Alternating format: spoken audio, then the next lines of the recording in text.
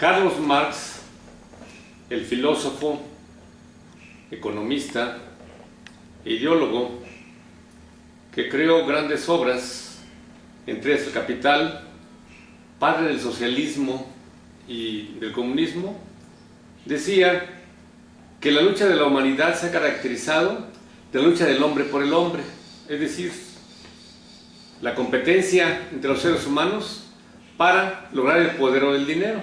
Y bueno, esto pasa en todas partes de alguna u otra forma, en algunos con varios extremos. En México no es la excepción. Los partidos políticos, las agrupaciones políticas, los líderes, siempre están compitiendo para lograr el poder y con ello también obtener riquezas. Pocas gentes hay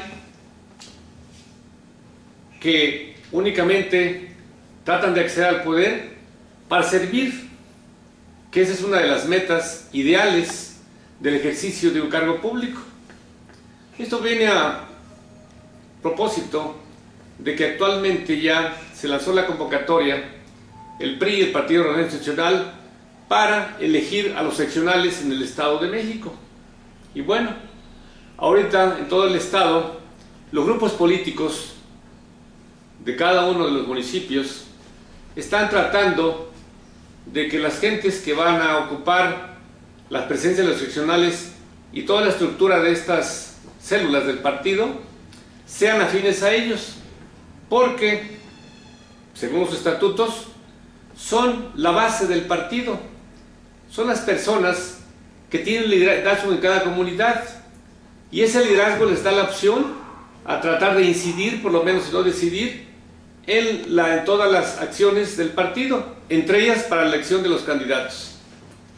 Aunque hemos visto que en la práctica todo esto no se lleva a cabo.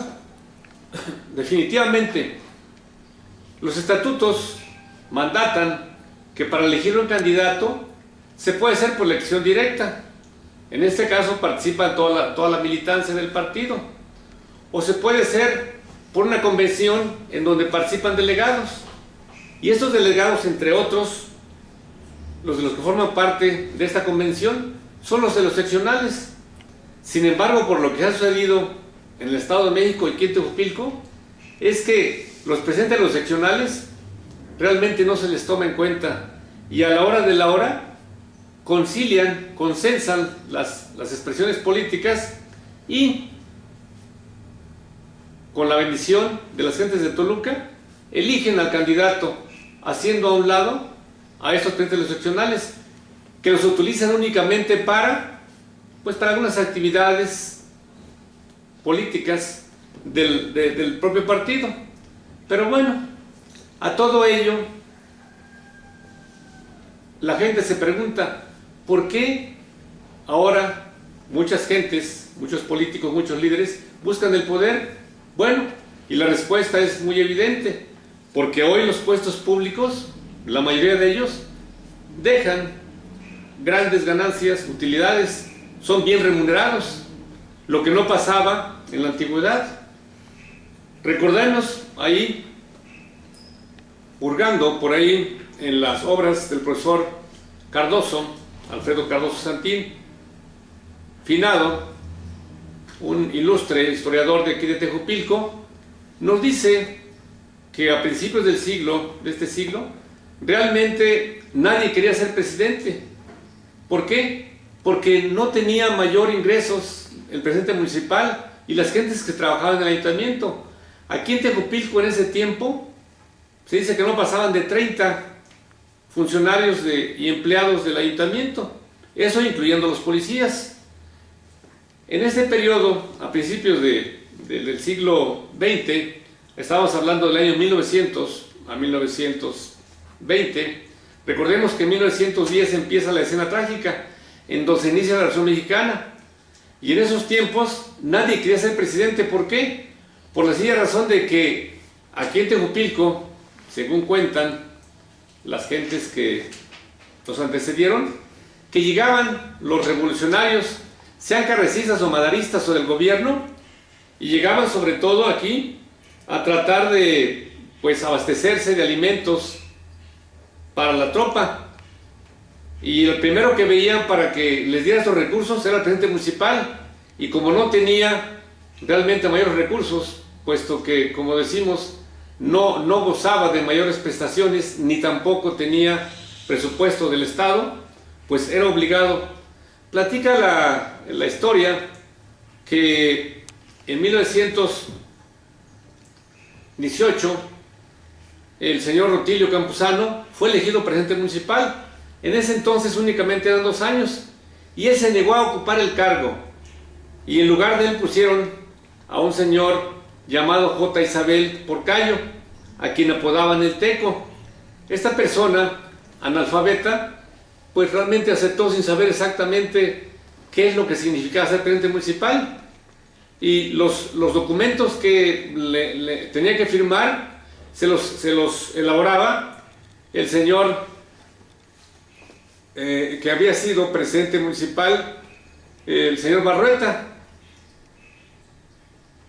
Este señor había sido presidente municipal y era el secretario del ayuntamiento, y para revocar esos documentos tenía que poner la huella digital. Y así pasaron muchos años, y el ayuntamiento no era mayor parte ambicionado por los políticos de aquí, porque, como decíamos, no recibía mayores remuneraciones. Y fue hasta el año de 1985 cuando el presidente de la Madrid envió las reformas al artículo 115 que se incrementaron los ingresos. En ese tiempo el impuesto predial se iba todo para Toluca, y a partir del 85 todo lo recaudado por el impuesto predial, además de otros impuestos, se quedó en el municipio, y a partir de ahí ya los regidores tuvieron sueldo.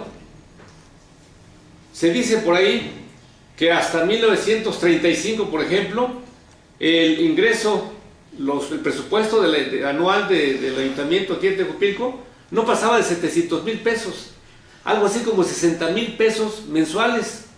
Imaginémonos con esos 60,000 pesos mensuales qué hacía el presidente municipal. De ahí tenían que pagar los empleados del ayuntamiento, él mismo, los policías, hacer las obras.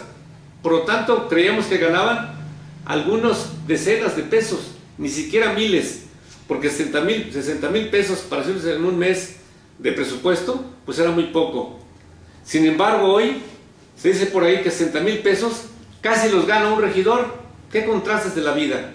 Pero bueno, a propósito de estos seccionales, cada líder político está tratando, como decimos, de colocar a sus allegados, y parece ser que en última instancia van a ser las presiones políticas las que se pongan de acuerdo para distribuirse los 45 seccionales equitativamente, de acuerdo a la representación de cada uno de esos líderes políticos. Y definitivamente, aún con este proceso, se hace a un lado la elección de estas células básicas del partido, que en estricto derecho deberían de ser los que decidieran realmente la vida política del PRI aquí en Tejupilco. Pero como sabemos, los manones de Toluca siempre manipulan todo ello en contubernio con algunas personas de aquí para disfrazar la democracia.